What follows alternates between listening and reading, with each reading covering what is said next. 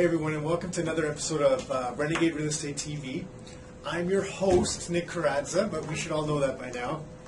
We've got to start off with something a little bit special today. This little figurine here has been causing some mystery. Our little figurine, our little bobblehead. So I'm going to give you a close-up so we can get some more guesses as to who it is. I hope you can see that a little bit better. Maybe that'll do something.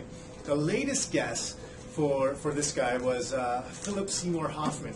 And and one of our Income for Life members guessed that it was that. He's an awesome guy. So that close-up was for him. That's my way of trying to help him figure out who it is.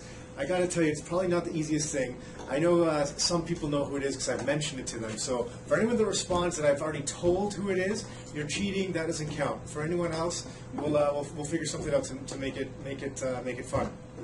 But today, something else really interesting happened. And we got an email from someone that's one of our newsletter subscribers, and we'll just go by first name. His name's Marty. And Marty's actually a really good guy. I like Marty. And, Marty thinks he's a little bit of a pain in the butt, right? And you'll probably watch this, Marty, so I think you might think that. But you know what? We like you. You're an awesome guy. And I appreciate you sending this in and, and offering us the opportunity to share your story. So what happened with Marty, the reason I have my computer open is I got to refer back to this very long email.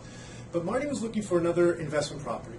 He's from Guelph, which is kind of northwest of Toronto, and it's a university town. There's a good university there at the University of Guelph, and he was looking for another property to rent to students. He has one. He's on his way to doing another one, which is awesome stuff. And so here's a little part of his email. So he said he's looking for a 3-bedroom bungalow, 200 to 220 price range, and they've looked at about 20 homes in the last month. Okay. Their plan is to do some renovations, add a legal apartment in the basement to increase cash flow, increase the numbers, make better return on investment. Good plan. Not many people can argue with that.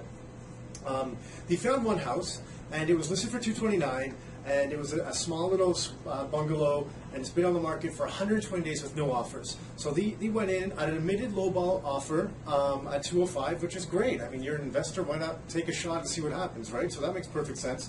And then they were shocked that the guy refused and didn't want to budge on price, even though it was listed at that price and no action on it for 120 days. So pretty interesting stuff. Then they went looking at more homes, and they found one priced at $228. So they went in and offered $213,000, okay, and then the seller countered with $226. So they came down $2,000 from their original offer, their original listing price of $228, right? Okay.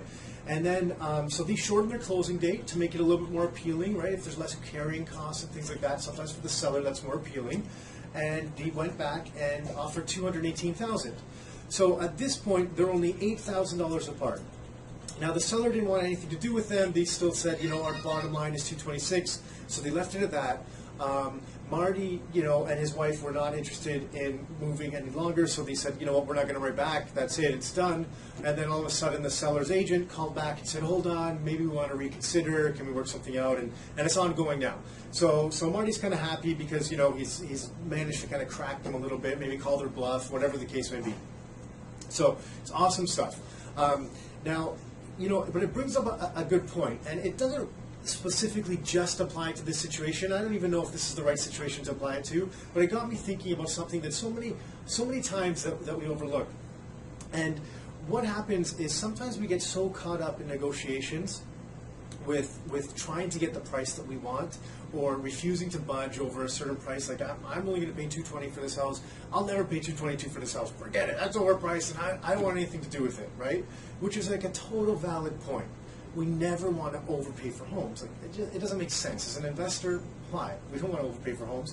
And if we're, some people are looking to fix up and flip the property, that $2-3 grand, that can be a large chunk of the profit, right? So we definitely, in different situations, what I'm about to say may make even less sense. But in some situations, it makes a lot of sense. And the situations that I'm talking about is when you're looking at holding a property for a long period of time. If you're in an active market like we're in, and you're looking to acquire real estate that's going to pay for itself and produce positive cash flow for yourself, sometimes like a $2,000, $4,000, $5,000 real discrepancy on price, it's really not that much when you think about it, because that $5,000, let's say, is you only pay a portion of that. So even if you put 10% down, if you're putting 10% down on a property and you pay an extra $5,000 for it than you originally wanted to, ultimately that's only $500 out of your pocket. It's not really a huge amount of money, right? And then the extra amount of money that's going to cost to carry that property is probably pretty minimal. Like $5,000 amortized over 35 years. I mean, I'm not sure, but it's probably going to be $30 or $40. I actually meant to do the calculation before I did this video, but unfortunately I forgot to. So I don't have the exact number. But it's going to be a relatively small number, okay? Even if it is as high as $30 or $40. And especially with the way today's interest rates are, you can lock in some great terms. But so now you have to see, so if someone like Marty, and again, this doesn't exactly apply to Marty's situation, you know, in a small sense it does. So Marty, I'm not picking on you by any means, I just brought this up. You know, you're $8,000 apart, and if you feel the house was already overpriced to begin with and stuff, then it's a, you know, it's a whole different world. But sometimes, you know, sometimes you get stuck in looking at the small picture. So you're focusing on pennies when the dollars really lie behind the fact. So, you know, I've gone into properties and I've offered just over asking price because I just want the property. Because I know that I can make money on this property, you know, using a variety of different methods. So I want the property because I don't want to go look at another 20 properties, because I put value in having to go out and drive around and look at 20 more properties. It's not fun having to search out properties all the time. I mean, it's not a glorious task, right? Most people, it's not the most exciting thing. Sometimes you take a clipboard, you have to write down notes, you know, it's a long day. So if I'm only a few $1,000s apart, sometimes I'll pay a little bit more than I want to pay for the house because I want to get on with it. I want to get on with the investment. I want to get on with making money. So, you know, if it's $1,000, $2,000, I'm always willing to negotiate. So again, Marty, I'm not picking on you. It was a great story, and for everyone that's viewing this, I'm actually going to take Marty's story and I'll put it below this video so you can take a look at it. And let me know what you think. You know what? Let me know what you think about what I do. I mean, maybe the way I look at things is totally wrong. I just don't want to spend days and days continuing to go look at properties, right? So I kind of like to snap one up if I'm able to, still within my terms that I feel comfortable with. Sometimes it's a little bit higher price than initially I wanted to. So if you think I'm like out to lunch, let me know. If you think there's some value in that, let me know. If you don't think anything, let me know.